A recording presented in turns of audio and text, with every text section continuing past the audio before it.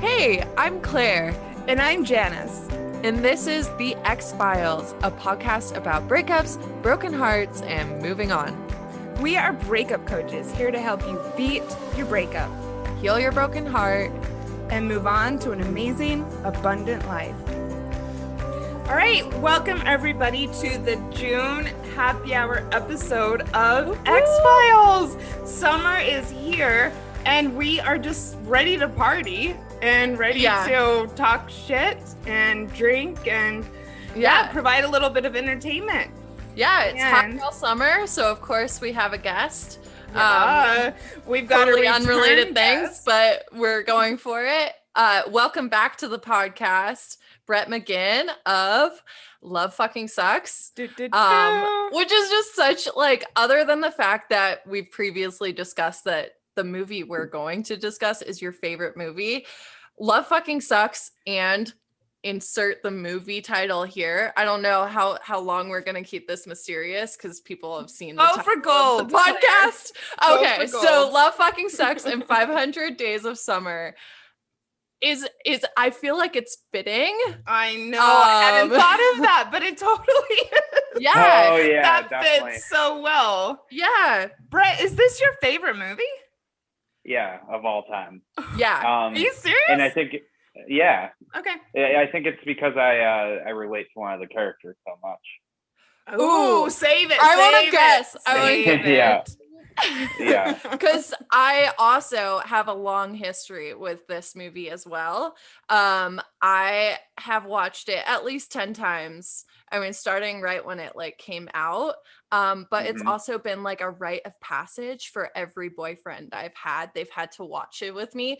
And then I like kind of like, What do you think? listen to their responses and what they thought of it. And I kind of like not judge them, but I'm like, oh, so you're this, okay. Like that tells me something about you, So it's kind of how you vet people. a little bit. Like I haven't made little, like, that's what you're decisions saying. off of like what the outcome of their opinion of this movie is.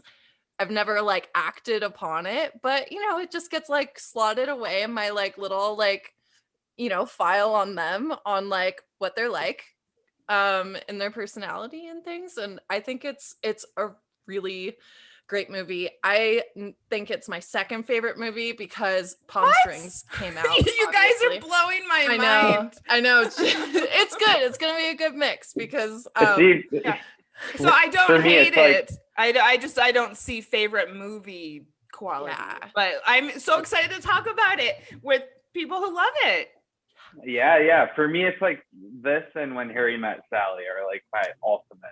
Because That's a I good love one. the That's concept good. of When Harry Met Sally too. Like, Mhm. can a guy and a girl just be friends, or is one gonna want it more than the other? Claire, we got to do that one. So, okay, I guess this doesn't matter, but so my favorite movies are completely different. My first favorite movie is Elizabeth.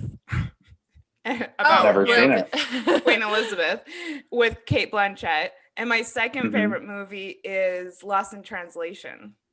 Oh, So okay. movies we will never do on the podcast, but that's kind of my my We're taste. gonna be like, what did what can we like, pull? Elizabethan era romantic entanglements tell us about dating today? No, I have no desire to do either film on the show, but just All right, know cool. my taste.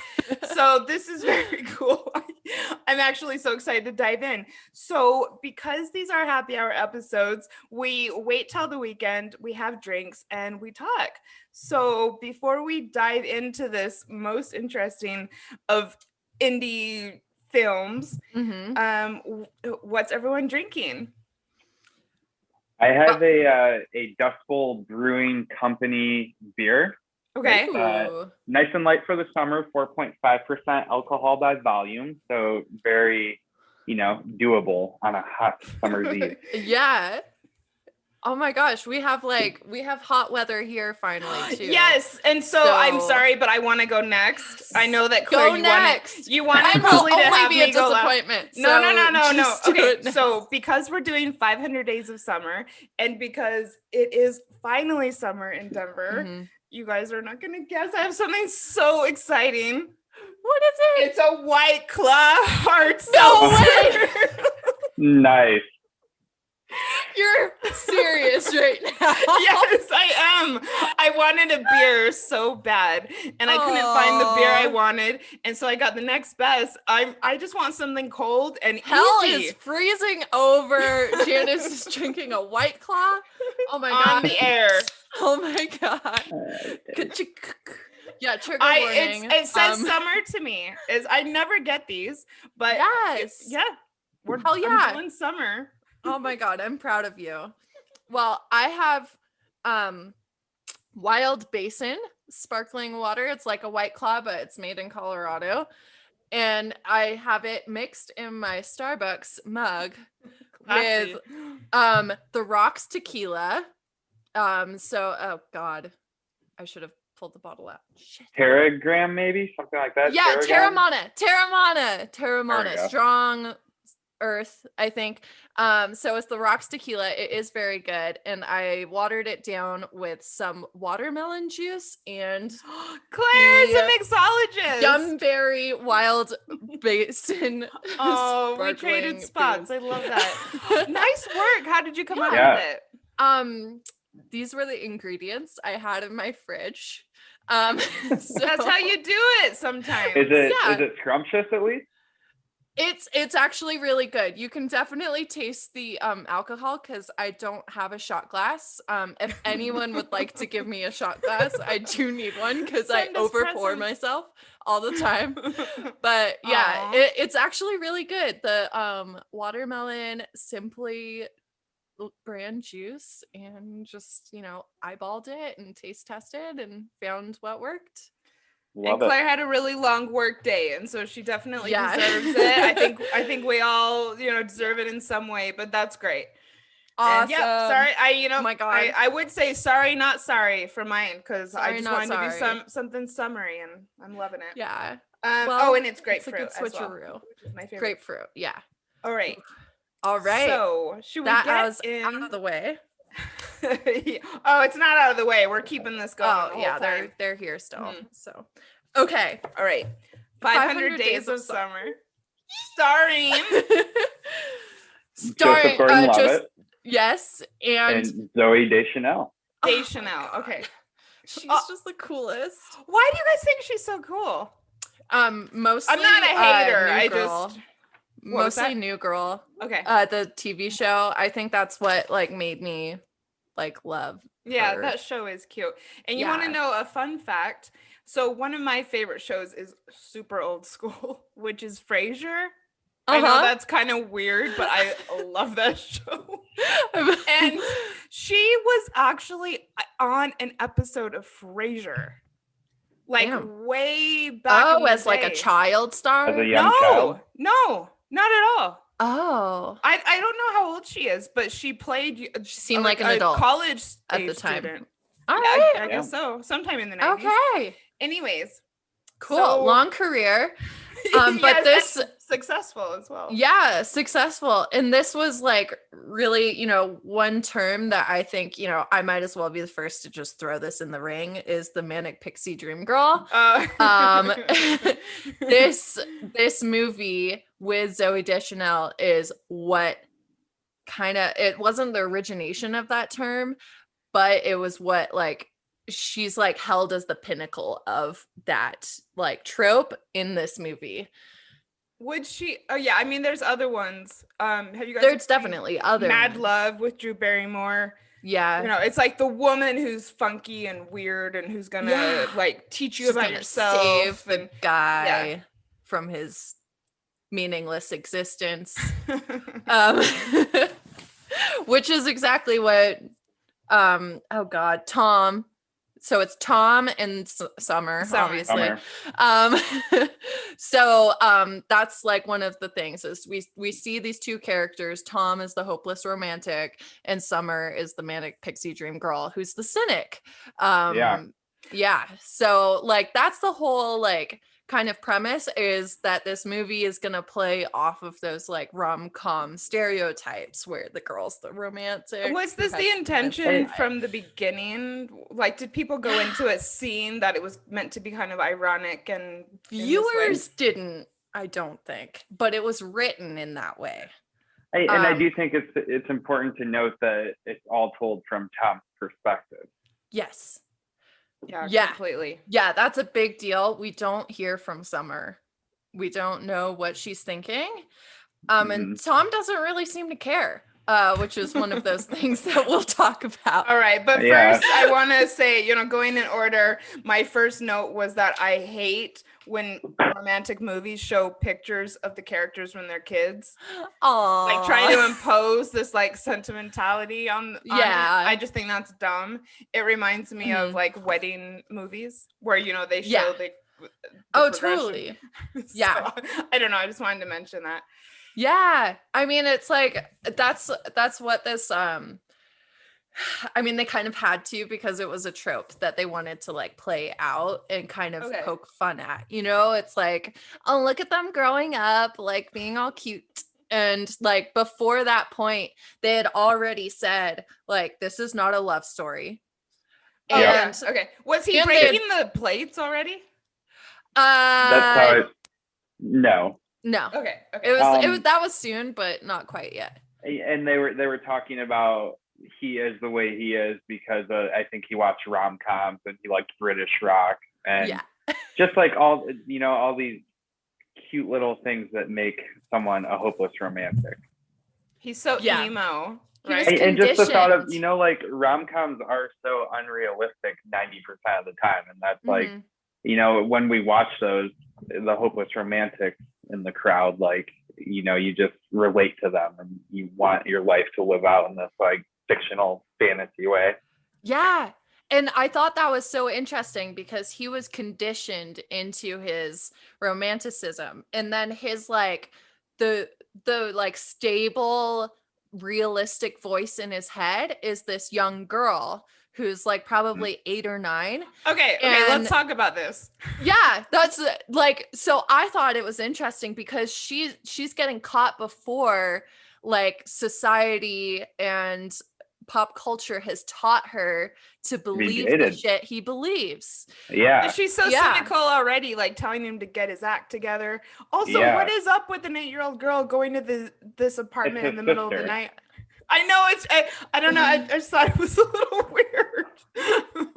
Also, kind of a film just cliche. Looking out for her brother. Yeah.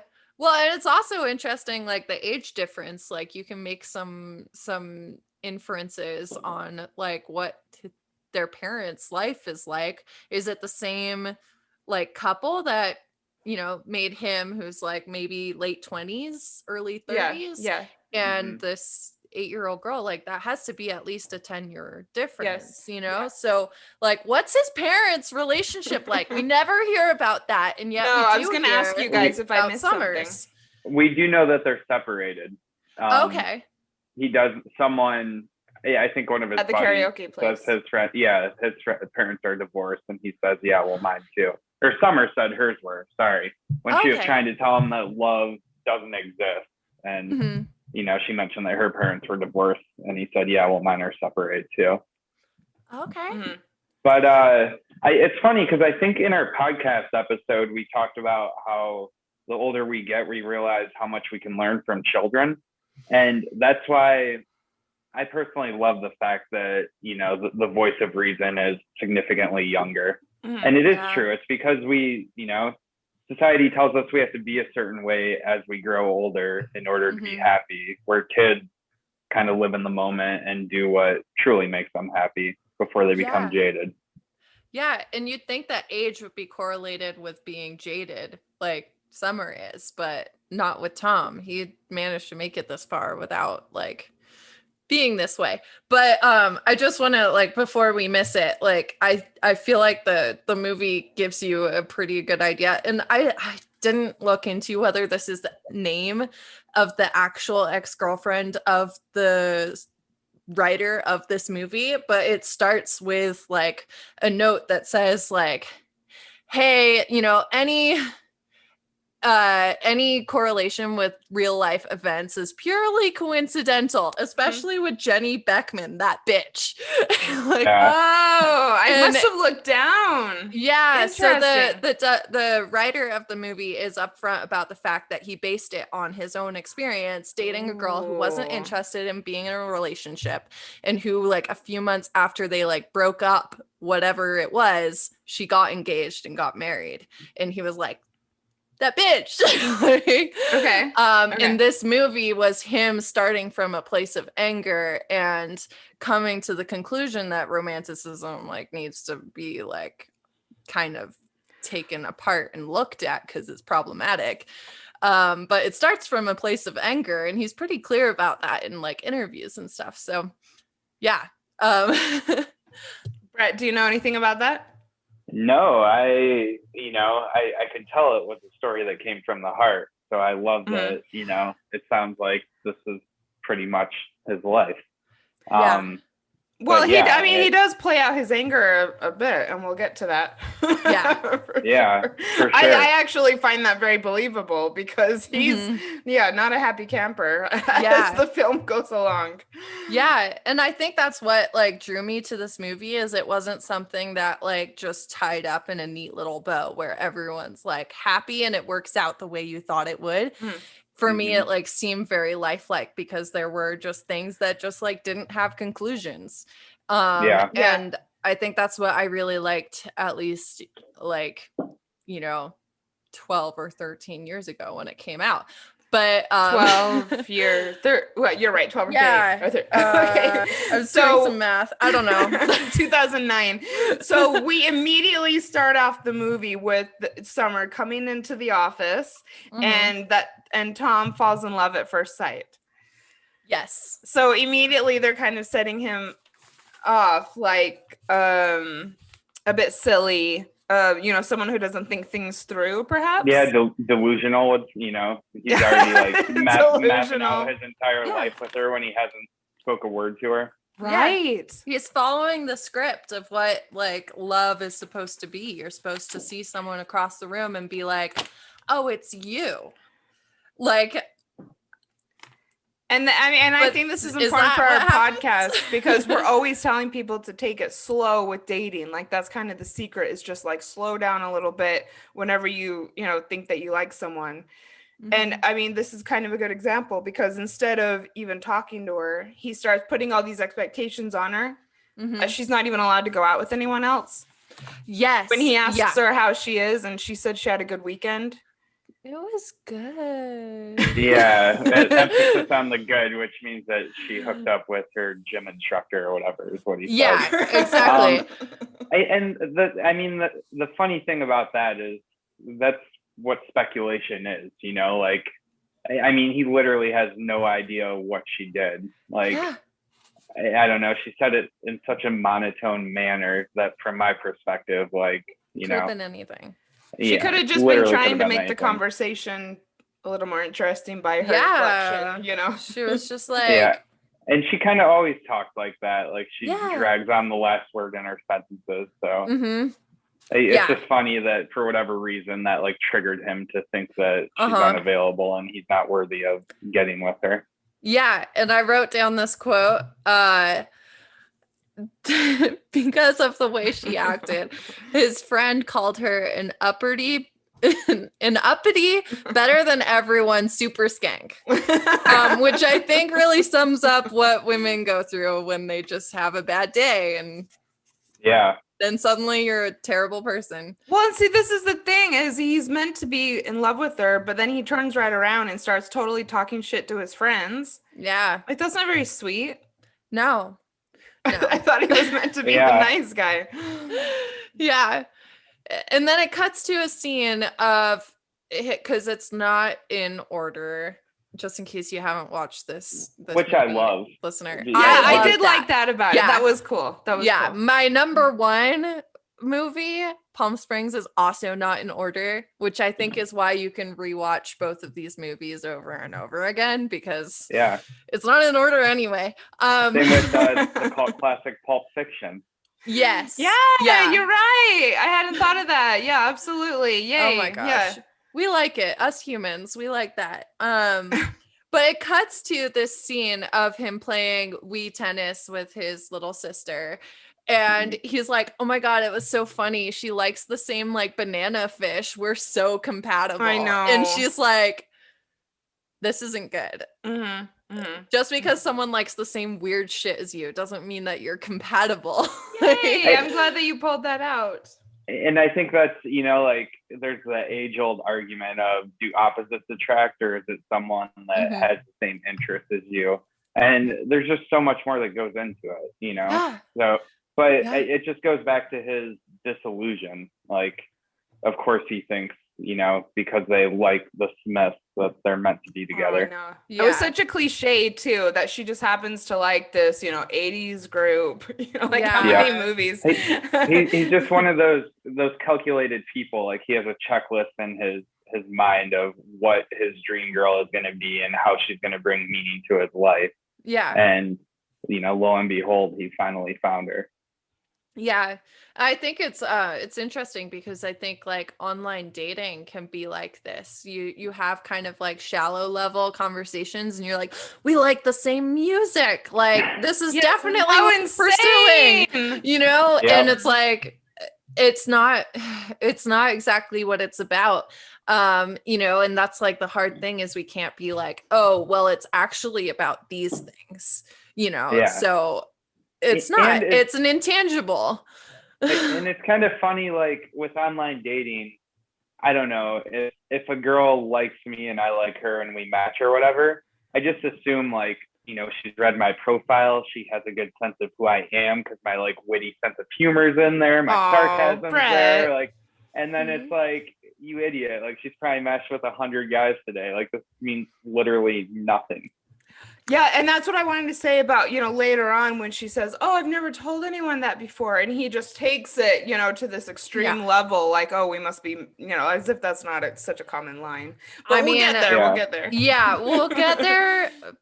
But I mean, we could, I have so much to say about that scene. Okay, all right. Well, first I want to say that I thought that being a greeting card writer is a really cool job. Yeah, that sounds like honestly your perfect job, Janice. And I love how his work production is completely fueled by his emotions. You know, like when roses are red, violets are blue. Fuck you, whore. Well, I think they show this. He's not really a full person, and that's why, you know, when I'm always telling my clients, you know, like relationships are just one part of your life, you know, and if you pull the relationship from your life and you just fall apart, maybe we need to focus on these other parts of your life first. And I think something's out of whack, baby. That's the thing about his attraction to her is throughout the whole movie we never get, other than her very clearly stating over and over and over again, I don't want a relationship. Other than that, we don't get any insight into her like personality other than what we see on the outside. We're seeing like a very superficial how she presents to the world, which to him is like girly clothing, she's really cute, she's got these like big eyes, she likes the same music, like, you know, all of these things, but like we're not getting to know her as a full person. He doesn't seem to be getting to know her. He doesn't even care. All right, well, he doesn't care as long as she wants to be with him. That's the one requirement for any relationship it seems like he's in, is as long as she wants to be with him, we're good. Like or at least spend time with him. Spend time. Not even be committed. Yeah. And you know, so he is the one that I relate to, just like being a hopeless romantic and, you know, just being fucking delusional when a girl gives me attention of any sort. But so when I first watched it, I was like, well, she's saying she doesn't want to be in a relationship. She's giving him such mixed signals throughout. Like, and in some ways it's selfish of her to not, you know, to know that he wants a relationship, she doesn't, and she's giving him everything. Because I've been in that situation and it's like, well, maybe she's worth waiting for, you know, like maybe if we spend enough time together, she'll change her mind. And in the meantime, like, you know, I'll ride this out as long as I can. Yeah. So here's my argument to that. Devil's advocate. We Oh, know, girl. Oh, we know, listeners and like watchers of the movie, we know that he wants more. But whenever she brings up, I don't want a relationship, she's like, yeah, sure. Like casual, take it slow. How is Yeah. she supposed to read his mind if he's not communicating on the same level as her? You know, no, it's that's Yeah. a like good point. 'Cause she's he like, never- okay, I told him I don't want a relationship. He said that's fine. I understand. Seems like we're good here. Mhm. Like, Yeah. yeah, And he's even never when he like, asks her, I where just she's really wish we going. could. Yeah. Yeah. But why? You know? I'm just and wondering. like there's that one combo in the car though, like where Well- he's like, what are we doing? And she's like, I'm happy. Are you happy? And he's like, yeah. And then they leave it there. Like, It's because he's so scared of rejection, right? And Yeah. I guess the one point, the tipping point, if you will, is after he gets socked in the bar, and then they go back to her apartment, and he's like, "Well, I say we're a couple, damn it! Like you're not the only one that has to that. We'll which get is to that. so That was the aggressive. only part of the movie it's that so I laughed. aggressive. I'm Okay. like, So, okay, I just want to say, so they're at the karaoke bar together, and her I quote know. is, I like being on my own. Relationships are messy, and feelings get hurt. Who needs it? So I wanted to make sure to point that out. Oh, and then I was wondering, I thought that the work kiss was really sexy, but I did wonder, Oh, like when she goes into the copy room and kisses him. She makes the first move. Yeah, I don't know. I mean, I'm kind of pro Summer in many ways, but I don't know. It's just inappropriate if all you how want have you is- pursued like a fling with someone before? It's like, how do flings start? Someone starts it, Yeah, and then you clarify what's happening. I'm guessing. Actually, they never did though. Like, well, yeah, a little bit.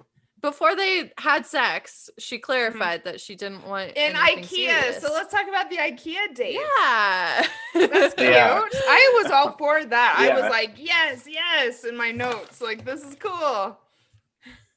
yeah, and I think especially there, the hopeless romantic in me just wants to believe that like hopeless romantics always think that they can convince someone to fall in love with them. Mhm. And that's like now luckily I think a little more logically, at least I like to think I do, and when I watch this movie it hits different and I realize how selfish she is. Oh yeah.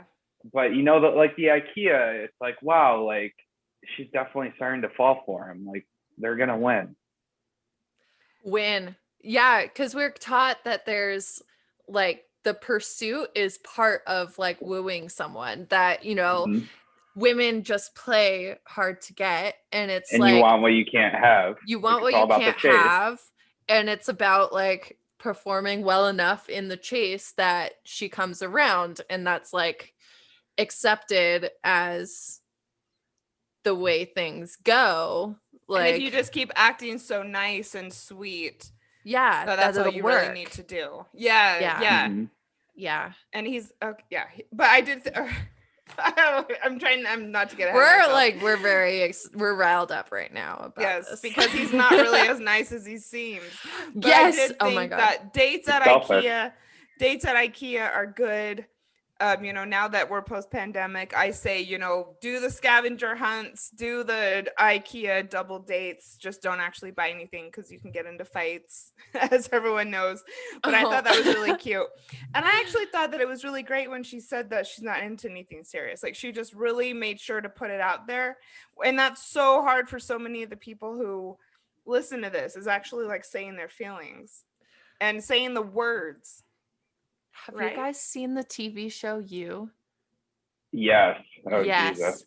Oh my God, Go because he's for the it. ultimate nice guy who's doing all the nice things to earn her love. And they even have a fucking IKEA trip. Oh, really? I just realized. So Mhm. yeah, Yeah, maybe there's that lots was of like that was an parallels. allusion to this. Yeah, there's also a 30 Rock episode where a couple goes to IKEA. This film Yeah. had lots of parallels also to How I Met Your Mother. Did you guys notice that? Oh, Mhm. I haven't seen it for like a few years, so I might be like not it might not be recent enough for me to like see the So Ted is parallels. the architect who is the anxious Ah, attached type, and who's also really lovely and the good guy who's, you know, and the hopeless romantic. And mhm. Robin is the pixie dream girl for sure. Avoidant. And so, Yeah. yeah, for sure she is. Oh my god, that was like the ultimate long game. What do you mean? Well, because he like ended up He like only ends up marrying with her someone like 10 years else. later. Yeah, he ends up with her like when his kids are in their teens. It's like 20 years I have later. to say though, Yeah. normally last episodes of TV shows are horrible, and the last episode of How I Met Your Mother I thought was very nicely done. It was better Anyways. than some last episodes. Yes, I'll give you that. So we're not here to talk about How I Met Your Mother, but yes, there's lots of parallels, and then of course there's the Hall and Oates song where you make my dreams come true. Yeah, and you know, again, being a hopeless romantic, like having sex with your crush for the first time, like that's how I envision it being. You know, like they just played that out so well, and the transition, you know, for anyone that hasn't seen it, basically he's dancing around the park, like everyone, you know, participating and high-fiving him, and then Yeah. he gets in the elevator, and then it goes to a gray day once he gets in the elevator, and Yeah. that transition is so beautiful. It's That's so like good. that's just like how fucking relationships are, you know, like it's so good 1 minute and then everything goes to shit. And especially if you're a delusional, hopeless romantic, like everything's just taken to that extreme 24/7. Mm-hmm. Yes, and it's easy to get caught up in the dance sequence, which I actually Yeah. thought that was really adorable. But the Yeah. problem is this is, you know, very much the honeymoon phase, and people get stuck here and just ride the euphoria train rather than stepping back. And it's not how real life goes. You're not in a Yeah. musical. Dance sequence. That's the think- one dance number and the whole thing. And Yeah, that's such a there's, good point. you know, he's seeing himself as Han Solo in the reflection. He's literally seeing himself as a movie character. And then like a cartoon fucking bird flies in and Cinderella's him. He's like literally so deep in his Disney fairy tale happy ending story.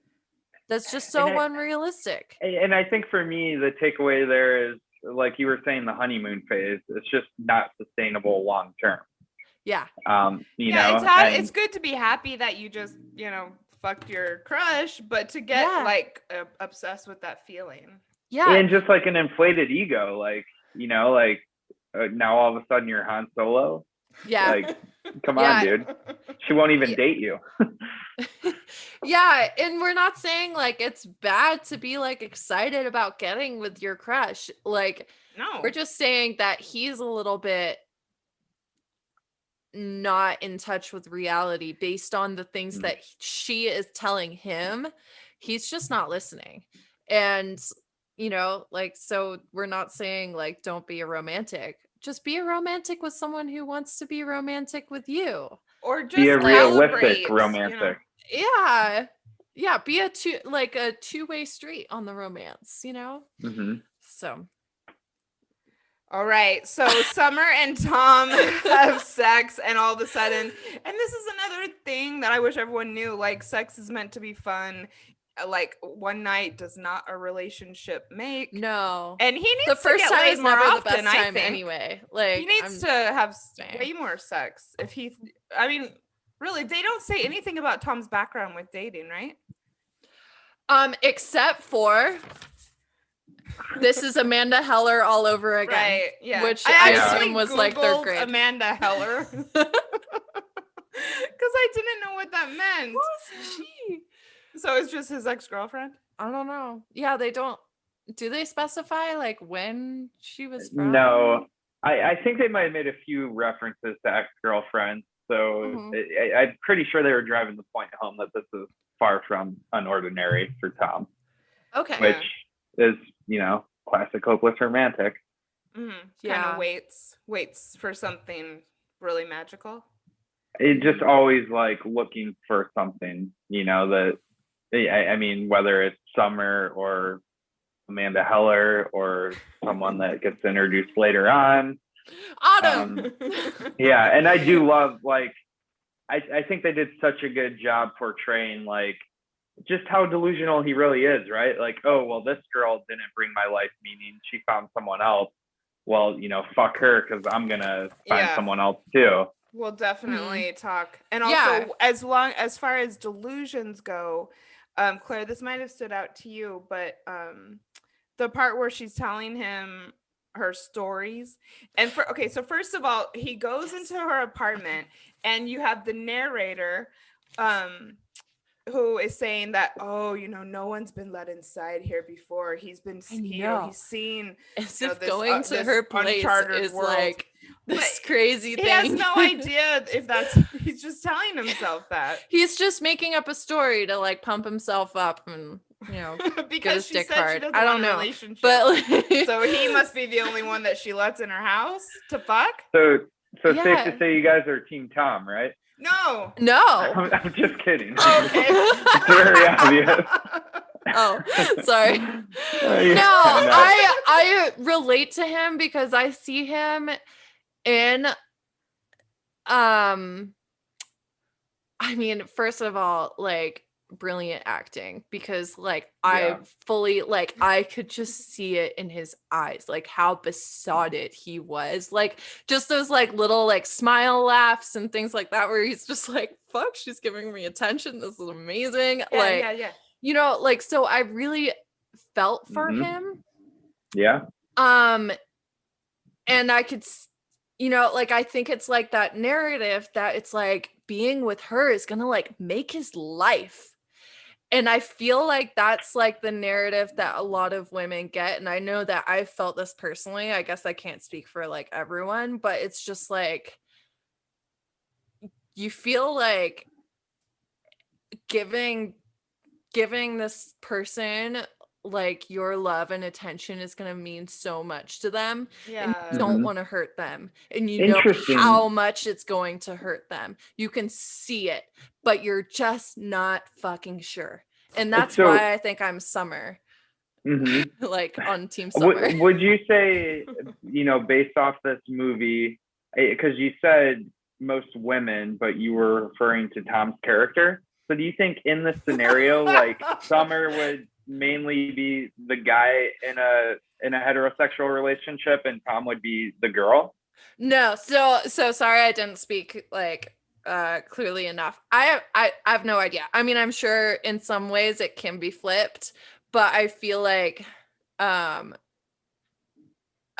was speaking as like I have seen Tom as the men. Yourself. Oh. And I have felt myself like Summer. Yeah. And she's like motivated 100%. She saw how much hurt like falling out of love cost her parents. And she's really trying to protect him from that because she knows she can't promise him tomorrow. Yeah. Interesting. And I wonder if part of that, just you saying basically, Tom's the guy, Summer's the girl. I wonder if that has to do with women being more in touch with their emotions and more direct, where men can't fully express themselves, generally speaking. Oh, that's interesting. Kind of an interesting parallel. Yeah. Ooh. I'm so glad that we have the male perspective. What did you guys think of the bed scene though, where she says she's never? I can read Claire very well. At this point. Make it pretty obvious too. All right. Which bed scene? So this is at her house. One of the like I don't know highlights, but one of the very powerful parts of the movie is when he's kind of convincing himself that. As she's telling him stories, oh, this happened when I was little and I had this dream and this, that, and whatever. And he's just sitting there listening to her with bated breath. And he says, what? And then she said those 6 words. I've never told anybody that before. Yeah. Yeah. And so everything that is done in a movie is intentional. They're not just fucking around having a good time. Okay. reality. So we never hear what she says. All we hear know. is Tom's internal dialogue being like, I'm so special. I'm in her place. Blah, blah, blah. Oh, she's never told anyone this before. No, but doesn't she say that, Brett? No, I don't think we know what she said. And in terms of Claire talking about the intention, I think that, the whole intention is that Tom doesn't give a fuck what she said. All he knows is he's the most important person now. Yes. And Yeah. he knows that in a very delusional way. Yeah. All that matters is that she told him whatever it was she told him. It was something about a dream. She We literally heard could have something said- about a dream, Yeah. and It could that have was been it. what she dreamt last night. Of course, she hasn't Yeah. told I know, she anyone. could have She hasn't said, had like- time. Like, and then I ate Yeah. all the spaghetti. And he was like, I'm so special. Claire, I I've don't never told remember. I'm anyone sorry. because it happened 12 minutes ago. Exactly. And the look in his face is just like, It's so sweet though. I mean, so it's so amazed sweet. that Like, you she's really opening feel up. for him. It's just Yeah. she's not, and this is the conclusion the movie comes to, and it's why critics have said it failed in actually poking holes in all of these romantic things, and it's why there's so much division between Summer's side and Tom's side. Whose team are you on? Is because they wrap the whole thing up by reaffirming that all of his delusions were actually okay, we'll realistic. get to that. We'll get But to we'll that get to bullshit it, ending. but okay. yeah. So, do you guys want to talk about the car, DTR? DTR. Defining the relation. Oh, I'm like, is this like a Datsun or like a Mustang? Like what Dance is Dance this? Revolution? What? Okay, so they haven't defined the relationship chat Right. after talking to the sage, which his younger sister is, or the Oracle, right? She's meant to be the Oracle, don't you guys think? The Yeah. the wise one. So they Mhm. have this Definitely. awkward define the relationship in the car. Anyone have And- notes? No, I don't remember that. So he says, so like, what are we doing? What are we? And she Oh, goes, him and- I yeah, don't sorry. know. Yeah, and she's like, Yeah. but I'm happy. Aren't you happy? Aren't you? Yeah. Yeah. And so, He that's yeah. that was him I- just asking, but I will say I love going back to the sister, like when they're sitting on the Yeah. bleachers and the coach tries to call her in, like you just see how selfish she is. He's like, we're not done here yet. And that's just Yeah. like that plays into who he really is. Like he doesn't yeah. he's just so self-centered and focused on what's happening in his world. It's like Yeah. let the girl kick the soccer ball. Come on, man. Well, Yeah. she's at practice. I Like, this know. has nothing to do with you. Yeah. Yeah. And this is the whole theme: is he's a nice guy until he's not. Until he's not. Yeah. He's almost, it's interesting because like Summer is playing out like the male gaze, like what at least Tom's version of the male gaze wants to see. They want to see the feminine dresses. There was a scene where he was like, oh, I hate when like women have tattoos. Like, who okayed this was one of the lines. Yeah, no, that's He's my like, that's very not like next you. note. Yeah. That's my very next note. Yeah. Yeah, and so she's like playing out what he wants to see. And so like it's almost like the nice guy persona is an act that he's putting on too. It's what he thinks that she would want to see because that's what like leads to success. But like when he's denied, and he can no longer deny that he's being denied, like he turns into a really mean person. He's mean to that one girl with the red hair. Oh, He's hold on, you guys. yeah, hold I'm on, sorry. Because I want to talk about the bar fight. Yeah, the bar fight. So first of all, he says London, 1964. Those girls knew how to dress. Oh And yeah. then he proceeds to talk a bunch of shit about women who wear short skirts and have dogs in their bag, and and then he says, "Who okayed this?" And he thinks that it's what she wants to hear, but she is like rolling her eyes and thinking he's She's a kinda like, douche. Yeah. And then a douche walks up And then to a them. douche walks up, a guy who doesn't even try to be a nice guy. Yeah, but at least he's honest. You know? Yeah. He Okay. is upfront about who he is and what he wants. And I thought they kind of, in some ways, they made her play the role so well because they showed, like, you know, every time when she sold ice cream, sales went up 20%. Every time she walks on a bus, every guy does a double check. And like, they just normalized all of this misogynistic behavior. So they wanted you to almost, because I think they wanted you to empathize for Tom throughout the movies, where you know, like you guys are saying, he's selfish and he says a lot of terrible things that show you that he really doesn't care about her. Is this playing into like fundamentalist Christian values where it's like men are tempted and it's the woman's responsibility? They're to kind of like saying that he not has no tempt them? choice. Yeah, it's like he can't resist his urges. Just like he can't resist the urge to weirdly punch this guy. Yeah, I mean, he was pretty triggered because the guy was like, I can't believe this is your Yeah, no, boyfriend. that And he's was like, I'm not rude. even her boyfriend. So, sorry. Yes, he fit and punches this guy. Okay. And that's another, like, going back to the douche, like, he's an incredible douche. Like, he's such a douche. No one can argue that. But I agree. Tom like, or the guy at the bar? The guy at the bar. Yeah. I mean, but at least he's like himself, and he has like this disgusting level of confidence. Yeah, can I buy you a drink? I mean, that's real. I mean, if well, not only that, drink, that's what then he's like, "You're really with this guy?" Like, come on, I'm like wearing a suit. I'd probably like work on Wall Street. Like, what is there not to love? He's such a douche. So I don't think that it was completely wrong that Tom did that. No. I mean, it's a little over the top. And, you know, a rare occasion where I'm on Tom's side is Summer doesn't have any control over what he does as his singular personhood. He can go punch whoever he wants. They're not in a relationship. She has no control over his actions. We're going to find out. Yeah.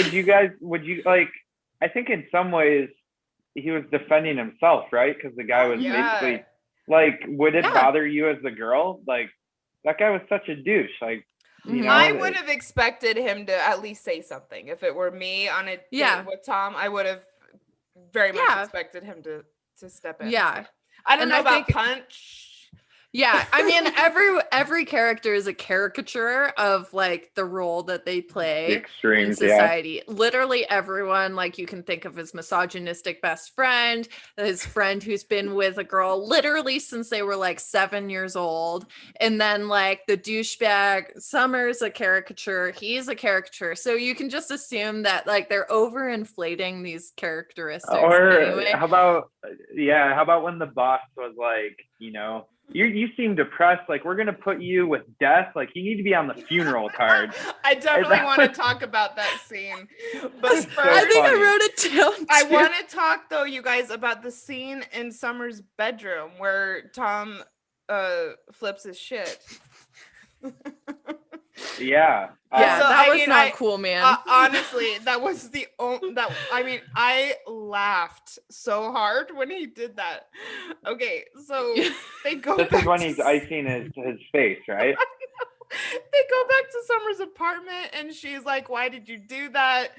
And he's like, "I just got my ass whooped for you." Yeah, that again, like, I think he was fighting for his own reasons, you know? Yeah. And putting her in the position of like, you were a damsel who needed to be saved. She was like, no, I'm here for you, babe. Yeah. And then she says, but Tom, we're just friends. We're just friends. Yeah. Well, I say we're a couple, damn it. I've got a say in this too. You're not the only one who has a say in this. It's like, well, you're it takes two. You're not kidnapping her. So the way he acted was so silly, and like his voice goes up. It was so embarrassing. I'm like, this is the exact opposite of what you would want to do. I guess, yeah. That is the point where it's like, Summer, why the fuck did you go over to his house though? Like, okay, so he was clear about how he felt. Finally, he was like, we're together, and she was like, let me just go over to his house in the rain. Like, you know, like that would have been the point. Like, I think that's where she goes into the wrong there, in the wrong, where, that was one of you the know, times it's where I was like, girl, yeah, don't show up to his house then. no. Like, after, He's- you know, like, yeah, you should have a conversation to kind of clear things up, but don't like come in the rain, I know. like, Of course in the it had middle to of be the raining. night, you know, like that's kind of like a, okay, now we're together thing. Well, you know? especially when he just yelled at her saying that they're a couple, and then she makes her way to his house in the rain. I mean, I don't know. It's kind of shitty Yeah. thing to do. Yeah. If you don't think you're a couple. I have to also say, if that's not a mixed signal, I don't know what is. That's a mixed And- signal for sure. Yeah. And so is this where they talk about her past lovers? No, there's okay. a little bit Go before ahead. that. It's like the scene before. So in the doorway, he says, I just need a little consistency. I need to know that you're not going to wake up one day and feel differently. That was literally what he said. Mhm, And she's like, I can't give that to you. No one can give that to you. Yeah, that's true. Yeah. You know? Yeah. Like no one can give that to you. So anyway, I thought that was a good It's very mature on scene. her part in a way, but Yeah. I mean, he It- just didn't listen to her. Yeah. Yeah. So it's kind of like he's ignoring the signals that she's giving, and she's ignoring the signals that he's giving in a way. as Yeah. well. Quite on purpose, I- both of them. Like, I just want That's to do what why- feels good. That's why I can kind of argue that they're both selfish because, you know, I mean, if he wants a relationship, she doesn't. They both want different things. And that's such a big part of a relationship. Yeah. And they just keep pushing forward because it feels good in the moment. Because they Really. do like each other. Yeah. Like they do like being around each other. Mhm. Mm-hmm. Well, you know, you throw sex into the mix and, you know, Yeah. now you're hanging out and fucking. So as many people that would be a relationship. So I don't know. Both Yeah. of them. Okay, so Anyways, so yeah. So you were gonna talk about her yeah, so ex-partners, they that conversation. keep on seeing each other, and then he thinks that they're getting close, and so he then decides to ask her about her past lovers. Which So don't this recommend. this is kind of an interesting conversation. So despite the fact that she says she doesn't want a boyfriend, she has had previous partners, a girl and two guys. Mhm. The Puma. Okay, so first of all, Which was like, how wait, much did that throw are you off? Pumas well endowed? I Okay, didn't realize. Thank you. Are pumas? Do pumas have big? I don't know. Maybe he's just like cat-like in the bedroom, I- you know? I Like, love when they flexible zoom in or on something. his penis. I know, like, and there's like the and- roll of quarters. I'm like, oh, Puma. Like, that does not make me think of a dick, but cool. Like maybe He's he's like a definitely- he's I well love that endowed. as well. No, and he's I all would've casual said too. like the hog or like or what's the another- horse. The horse. horse, right? Horse. or is- you just And- hear. You just like and you that- just know. Like And, you know, at one point, I don't think it's the same time, but he asked about the Puma, and she's like, oh, we never left the room. And it's just like, it's Come just on, too man. much. Like, she knows he's a, you know, overreactive, delusional douchebag. Like, do you have to tell him that? well, he was Italian, so like there's really nothing to hide at that point. Like that's all the information you need. Anything else is Oh extra. my god. Yeah. As soon as she starts talking about it, though, he just like doesn't even listen. He just completely tunes her out. yeah.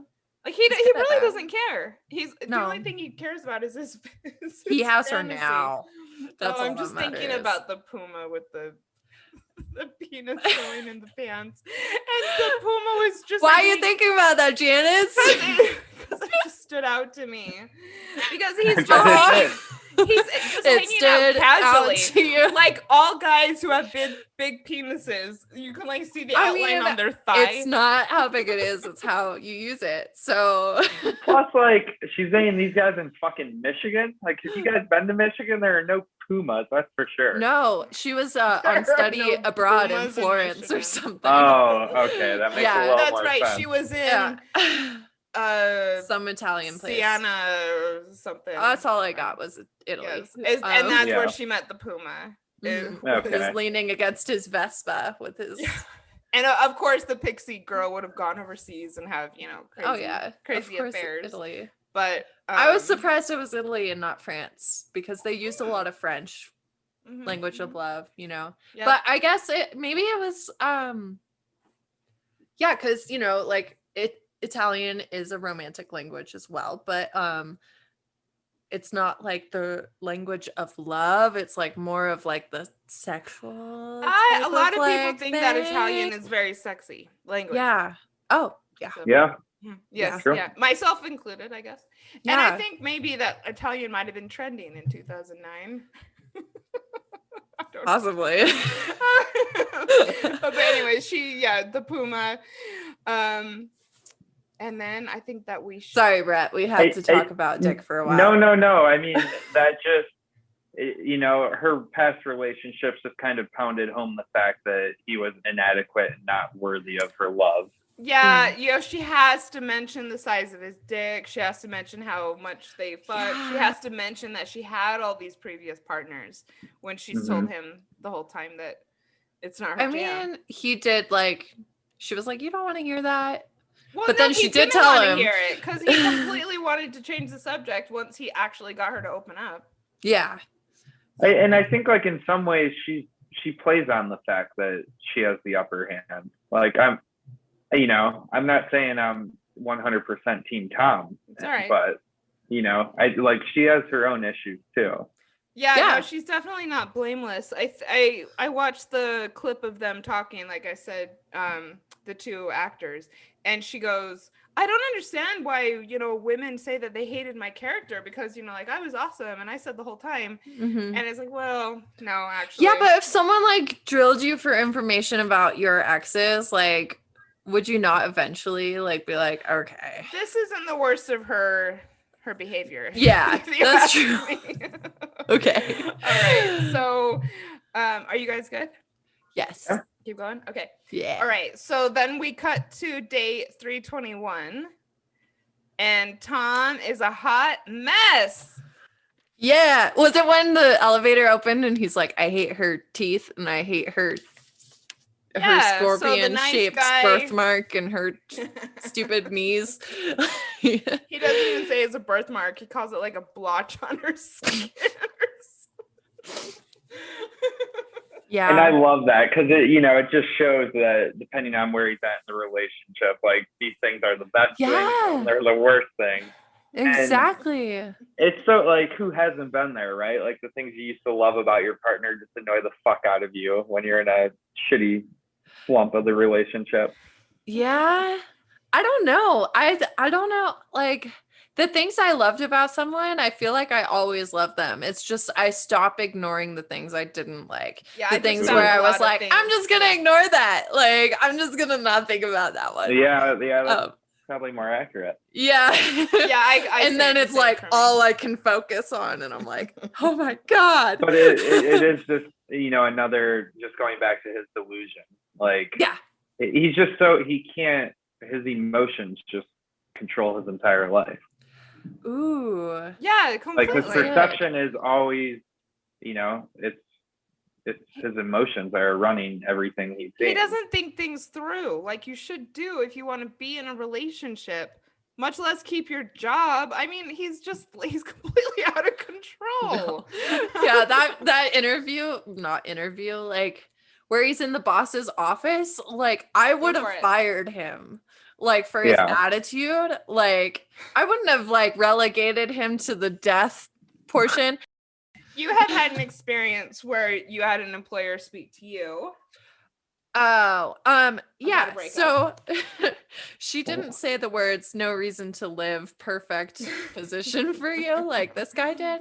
But when I broke up with my ex-fiance, like probably like 4 or 5 days later, I guess it circulated around to my boss, who like I hadn't really like talked to personally for like maybe a couple of months beforehand, because she was like, by that point the org chart The had boss. stretched. Yeah, so she like came, pulled up a chair to my desk, and I was like, I just want you to know you're really strong, you're gonna get through this. If there's anything you need, just let us know. Like, and I'm like, I'm using work as a distraction right now, and this is really interfering with that. Yeah, thanks for bringing it up. But yeah, I mean, I see it as a really sweet thing and stuff, and so like I, don't blame her at all, but it also like I wouldn't recommend doing that if you're anyone's like, if you have direct reports, maybe don't bring up like breakups directly. Yeah. We've talked about this on the podcast so many times, in that, if you're going through a breakup, you're not really asked to, like take sick leave or even a mental health day. You're just meant to kind of keep it to yourself. And I think this would have been a good opportunity. If he really cared, this boss, he could have said, why don't you take a week off? We're going to, put it down as sick leave because, you're being kind of weird. Yeah. Instead of saying like, here's something to make you feel even worse. You shouldn't break up with someone and immediately come to work like no, I don't. 40 minutes If you later. don't want to, if you're this type of mess. Yeah, which that's what I did. Is this the part where they show him having whiskey and Twinkies, or is that later? Oh yeah. See, this is where he starts to show his true colors. Which is this after his blind date with the very that nice is the person, very next honestly. note, girl. Okay, so let's talk about the blind date, you guys. All right. Turn the page. He's May have heard that. He's out on a blind date, and who set them up? One of his coworker mates. Yeah. Yeah. Friends. And so basically, he went on the date before he was ready to date. All he did was talk about her. He took her to the karaoke bar. He's like screaming and crying while he's singing. And I remember one time I went on a date before I should have. It was like a couple weeks after a breakup. And I accidentally made a reference to my current girlfriend during the date. Wait, current girlfriend? Wait, Because what? because I just wasn't like used to calling her my ex, honestly. And oh my came out God, of you were like nowhere, my and it was- girlfriend. Yeah, no, well, And she was like- I was like, yeah, my current girlfriend. And Who- I don't even know, like, I can totally see why that would be undesirable. I wouldn't even like, when you have a current girlfriend, I wouldn't even refer to her as It's your current current. girlfriend, because Yeah. it kind of insinuates that That's there's so going to weird. be another one, and we all like to live a little bit in a fantasy, right? Yeah. So, Oh my God! Oh, Was there no, I'm alcohol sorry. involved, Brett? Yeah, what was the question? Was there Was there alcohol? alcohol involved, like there is? On Yeah, this? yeah. I like a couple drinks. It wasn't like I was blackout You drunk weren't, or like, anything. sloshed. But and the girl, then I was like, honestly, I probably shouldn't be dating. And we ended up becoming pretty good friends. You And, said it on you the know, it's date. Well, yeah, because she's like, "What do you mean your current girlfriend?" And I was like, honestly, I just got out of a breakup. Like, yeah. didn't mean to say that. My bad. Yeah. Check, please. And Yeah. there's no like, for our listeners, there's no like time limit. Like I could ask you how long it's been, but honestly it's irrelevant. Like Mhm. if you're not ready to date, you're not ready to date. Yeah, for sure. I've also gotten quite drunk and silly after, like my first date out. Mm-hmm. Ugh. First that dates are is- tricky because like you don't want to go into them completely sober, but if you like pregame, then you're already a little Oh. tipsy, and then you have drinks. I'm just like raw dogging life out here going in, like I've always gone into You have dates to sober. pregame. What? No, never pregame. I got my pepper spray. I'm like ready to fucking fight this person. Like You can still fight them if you're tipsy, but he takes it to not a as whole- well. I don't Sorry. know. Get some tequila in me, and I'm Oh, ready to go. Yeah. Yeah. Don't mess with me. He though Okay. takes it. He takes it to a whole new level though. He yeah. goes okay. This He tries to do the right thing at first. He's like, hey, At first. I'm not ready for dating. And she doesn't walk away like she should. She tries to. She I listens. don't know. She's trying to which save is really it. nice of her. But yeah, so they end up going to the diner where they Oh broke my up. god, yes. And then he diagnoses her as being a emotionless human or a robot. Yeah, like a soulless, terrible person or a robot, as if those are the Again, two nice choices. guy. Nice guy, right? Nice guy. Yeah, and in this I forgot her name, but this wonderful person who looks like she's about to go to prom. She's clearly excited about this date. Like, Oh, I know. That she's broke my like, heart. okay, so she didn't cheat on you. He's like, no. And she's like, she didn't use you in any way. And he's like, no. She's like, and she told you up front. He's like, yeah. She's like, Yeah, Yeah, and that's that's why that's what's kind of nice about him is you can't help but feel for him, and you do see him evolve as the story goes on.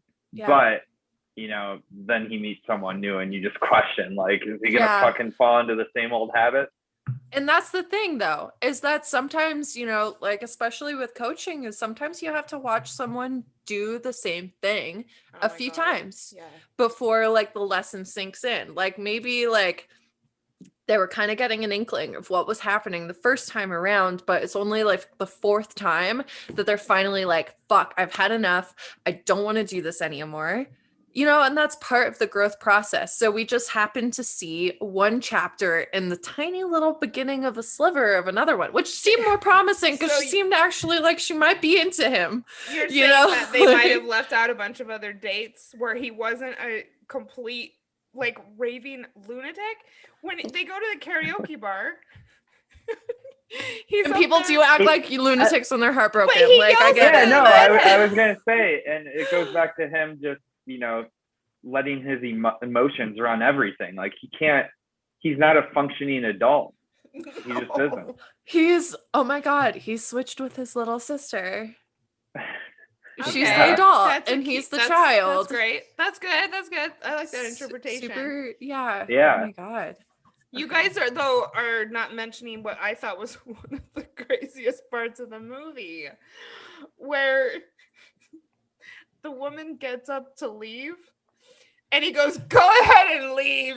You don't look anything like Summer." He said that? I missed that.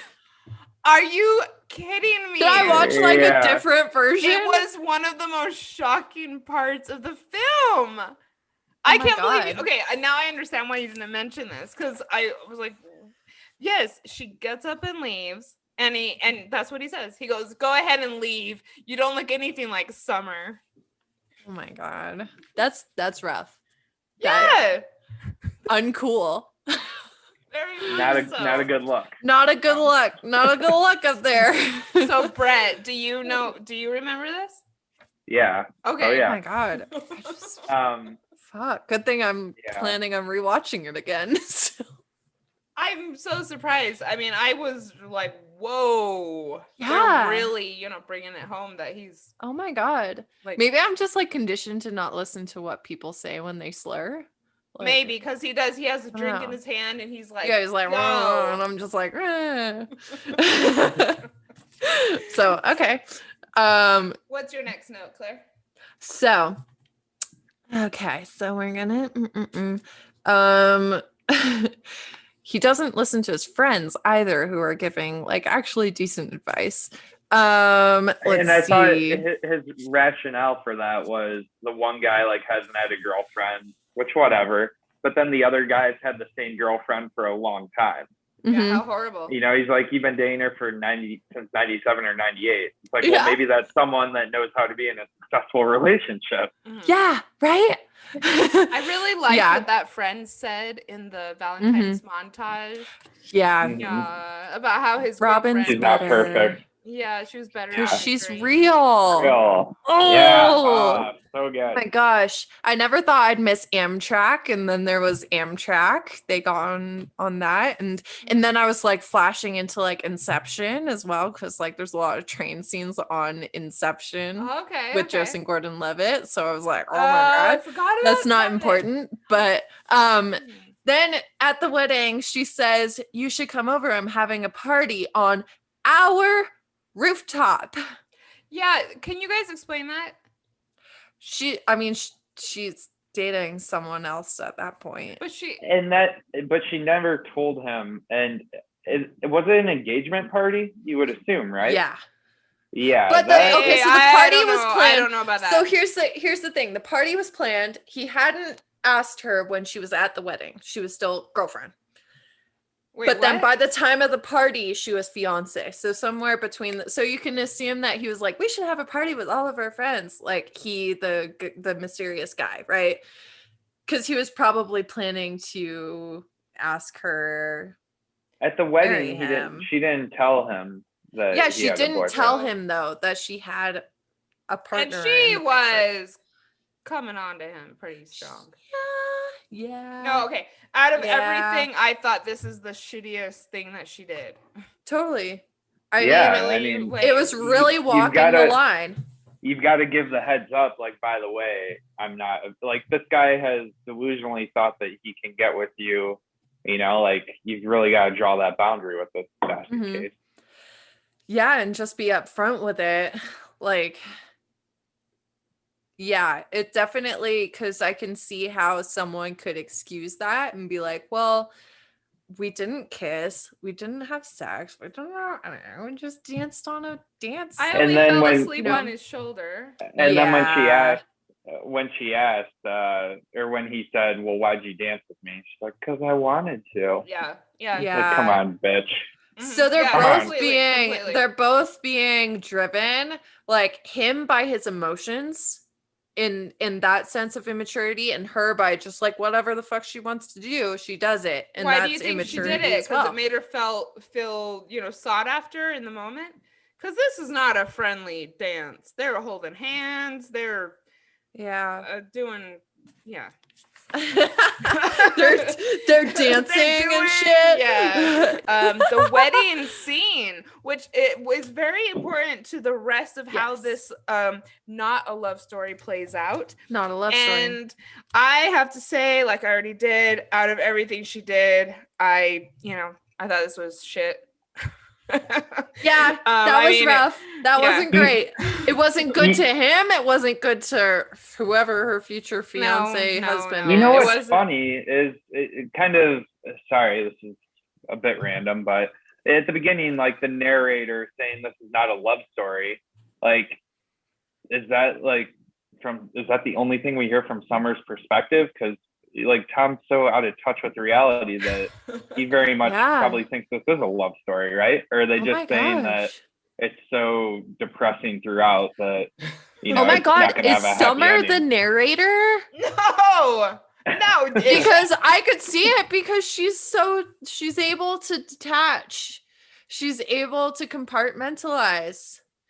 But the narrator is talking about Tom's experience. But as someone who can compartmentalize, she would be able to do that. Yeah, and maybe the whole thing is her projecting the story onto him. I don't know. That's a reach, but okay, you're gonna have to go on to the 500 Days of Summer Reddit boards. Oh my god, start finding strangers on the internet. My favorite thing. Brett, are you on Reddit? No. Yeah, I know that you're not, Claire. Yeah, I'm sorry. Richard McGonigal. I mean, obviously the voice wasn't Summers, but the narrator is Richard McGonigal. Oh, I'm not gonna say who I thought it was. We'd have to. I thought you were saying your Reddit name was Richard McGonigal. Yeah, no, sorry. I was like, that is 100% what I thought too. I was like, oh, okay, I can find. Yeah. You should read some of my work on Reddit. Richard McGonigal. Look it up. I do a little Reddit. It scares me. It scares me. It's so intense.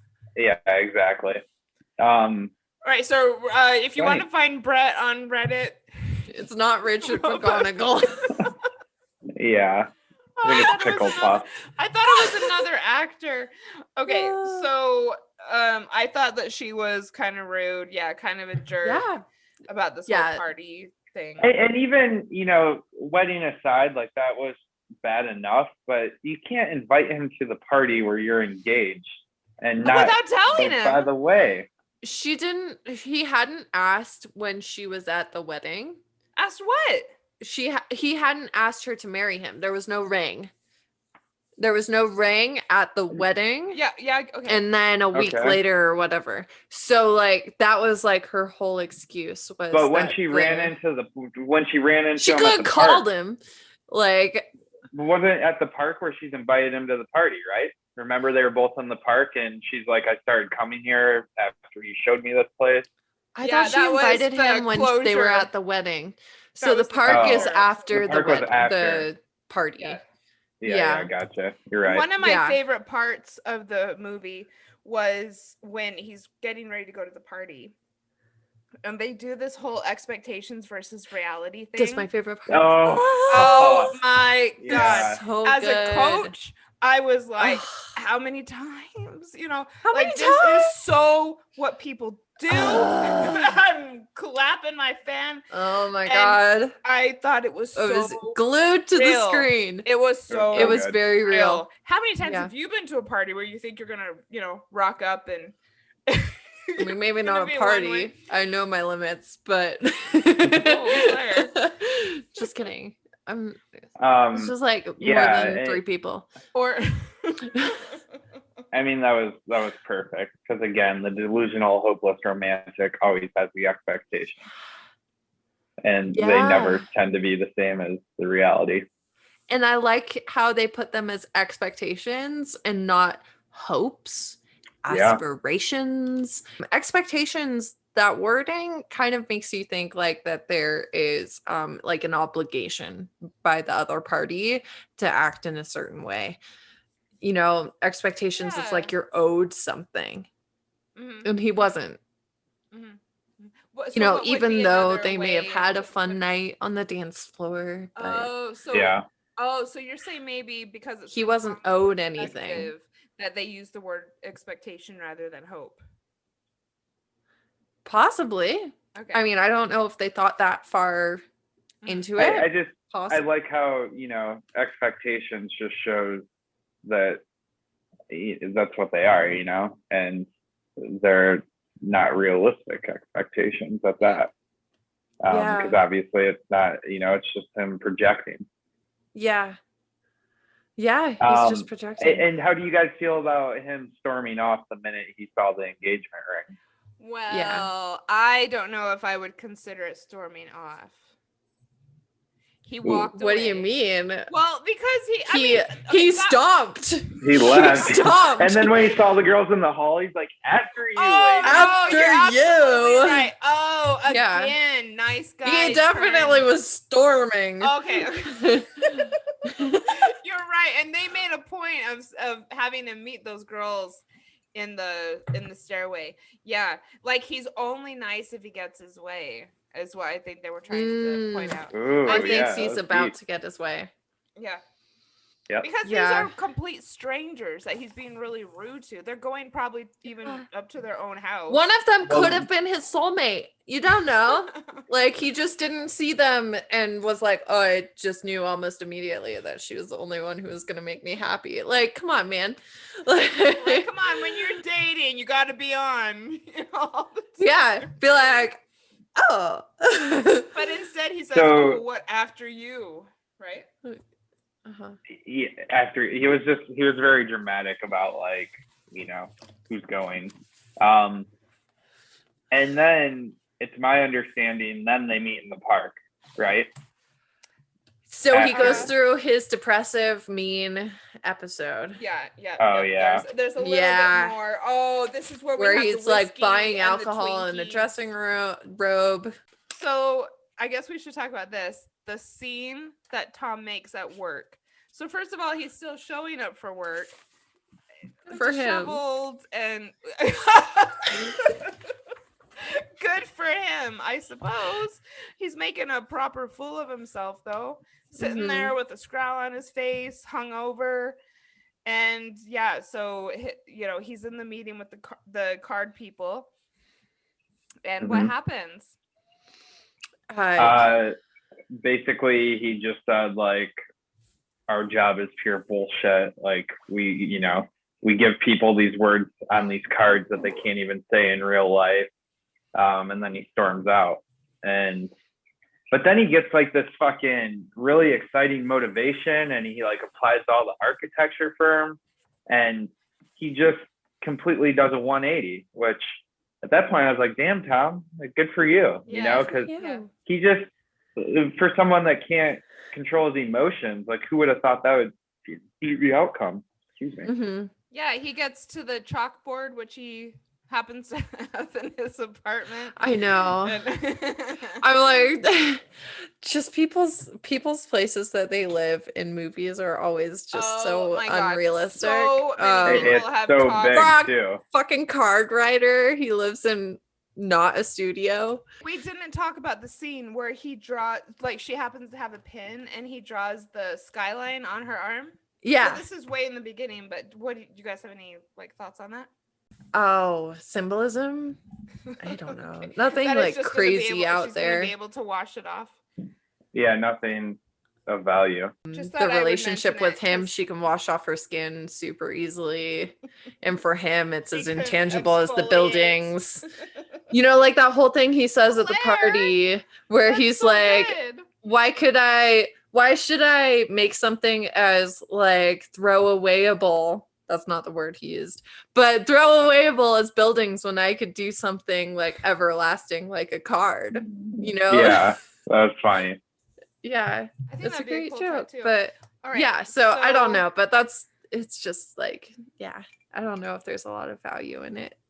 I think maybe there was something to be said about him, like, being obsessed with the idea of being an architect, being obsessed with the ideal of Summer rather than Summer herself, and just kind of, I don't, like, he's insecure. Like, I think there's something like, there's a reason he's not doing what he should be doing in his profession, because he's not doing what he should be doing in his relationship life too. I think you're pulling out a thread here. Yeah. Because we don't know if he got the architecture job. Maybe he started dating this girl Autumn and he would like went and begged his position back at the card factory, like, we don't know what he ended up doing. Maybe Autumn got the job and she's chasing her dreams and being successful. But I do love that me. I do love that they left it open-ended, because it's like, has he learned his lesson? I was just gonna say, what do we think of the fact that right after he sees Summer, he then turns around and is now trying to woo someone at a freaking job interview? Yeah, I love that. I love it because it shows how it just shows how, like, he's still trying to potentially attach himself to someone else to have value in his own life, and it's just like. And that's how a hopeless romantic is, right? Like, the person that you're so obsessed with one day, like, all it takes is meeting someone else that you become more obsessed with. And again, like, I love how they kept it open-ended, because you don't know, like, you could argue that he's putting himself right back in, and he was so obsessed with getting this architecture job, but he literally like holds the interviewer to go ask her to get coffee. Yeah. And it's like, so you could argue he hasn't learned anything. Like, he's still prioritizing his relationships over things that should be important. Yes. Yeah, totally agree. Like, I have a note here. Your ex may not learn from what you think they should have from your relationship. Like, and, like, relationships are not just this like end all be all like everlasting thing. Like, they can still be part of your evolution and you each hopefully learn something from each other, whether that lesson has like sunk in yet. But Mhm. people are part of your evolution, and that, like, you know, at the park, she says, like, Tom was right. You were right, just not about me. But he wasn't right. Like, because if he was right, he wouldn't be chasing this new Autumn girl like so quickly. You know, like, well, maybe that was what he wanted to hear, and that was why they showed it in the movie. yeah, and it's unfortunate because it's really like underscored the importance of a conversation for closure, which we really try to like fight against. That was because you my don't note, need that. is that this was some type of closure fantasy that, Yeah. you know, so many people want after a breakup, and that you don't get, nor should you try to get, and would never end up like this. Yeah, She just not everyone's validates- like Summer. Come on. So Tom is gonna marry Trevor Noah's wife and live happily ever after, right? Yeah, right. Yeah, Sure. I mean, theoretically, she seemed like she was like maybe into it. I think that if there was a ending to how that turned out, that he would have probably ended it with her as well, but learned things and just like continue to learn things with each relationship. Do what you do you think? think he would? I wonder, because at first he asked her if she wanted to get coffee, and she's like, "No, I have plans." And then she's like, "Fuck it, I'll get coffee with you." Like, is that a little foreshadowing into her being like indecisive and not, you know, necessarily wanting a relationship? There's something. Or Is that a maybe it's cat? foreshadowing of her Oh, not being yeah, I have- avoidant. That's wow. She likes to hug the salt lamps. Oh, nice. Because they're warm. Yeah, makes So, sense. Yeah. But yeah, I love the ending because it wasn't happy necessarily. You know, But there was hope. Yeah, exactly. Well, he's And you gonna still, keep like- dating. And you could argue that, yeah, he's evolved throughout, you know, the duration of the movie, but we don't know how much. We have no idea. Right. Yeah, we have And no idea. Especially how they, like, you know, that it doesn't go in chronological order. It just makes you question that even more. Like, it's just hard to keep track of where his head is at what point in the relationship, you know? Mm-hmm. Completely. So what do you think the lessons are from 500 Days of Summer with Tom and Summer? Well, I think the most obvious one is, you know, find validation within and don't expect someone else to bring value to your life, Yes, Yeah. be a full human, so that if especially in a one- relationship. Yes. Yep. I Mhm. agree. If one of the many parts of you ceases to exist, you can still function, and you're still a Ooh. person with a lot to offer, even if you don't have a relationship. Yep. Stark ceases to exist. I wasn't trying to be deep. I'm just saying, you know, a relationship. All trace of come them and go. wiped from the universe. When you define yourself by a relationship, though, you know, you lose your job, you act like a dick, you break plates, you're, you know, eating Twinkies and whiskey for breakfast.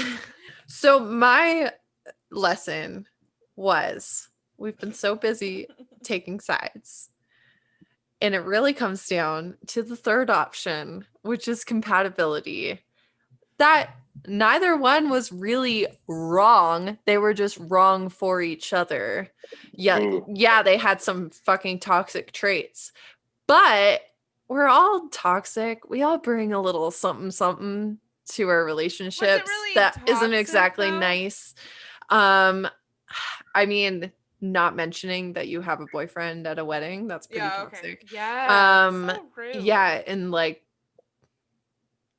I don't know, feeling like you can convince someone to be in a relationship by that just loving them more. That's pretty toxic. I say we're a couple. We're a couple, god damn it. Like, that's toxic. Yeah, so it just really comes sad, too. down to like triggering each other. Like, sometimes you can be with someone who would be healthy for someone else who is toxic for you.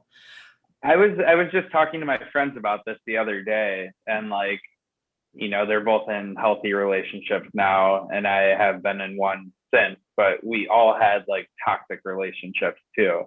Mhm. And it's all obviously case by case, but in some ways it's like a rite of passage. Like you have to go through that bad relationship to realize what you really need and deserve. Definitely. Yeah. Maybe that's what Tom's going to get with Autumn. But who knows what Autumn's been through? Brett, thank you so much for coming Thank on. you so and, much. Yeah, thank you spending guys. the last Fun. couple hours with us. This was Of course. a wonderful way to open up the summer. Yeah. All right. Well, we'll see everybody next time on the X-Files, and we hope that everyone's having a great summer so far and that you enjoyed this. Let us know what you thought of our take on 500 Days of Summer. If you loved it, hated it, whatever, hit us up in the DMs. Yeah. I'd love to hear from you. Thanks for listening to X-Files, a podcast about breakups, broken hearts, and moving on. If you liked this episode, tag us on your Instagram story so we can connect with you. And you can find me, Claire, on Instagram at Claire Lofthouse. And me, Janice, on Instagram at Janice Formicella. If you'd like to join our online community, find us on Facebook at Breakups, Broken Hearts, and Moving On.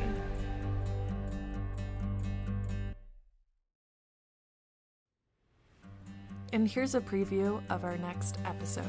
Obviously, there wouldn't be these TV shows if the Yes. main characters broke up and then didn't stay Yeah. friends. Yeah, and also like TV and movies are written so that we can experience things that we don't usually get to experience in real life, kind of like voyeurism, like living vicariously through these characters. And so I think it's actually notable that these shows are depicting being friends with an ex, because it's kind of like a unicorn situation.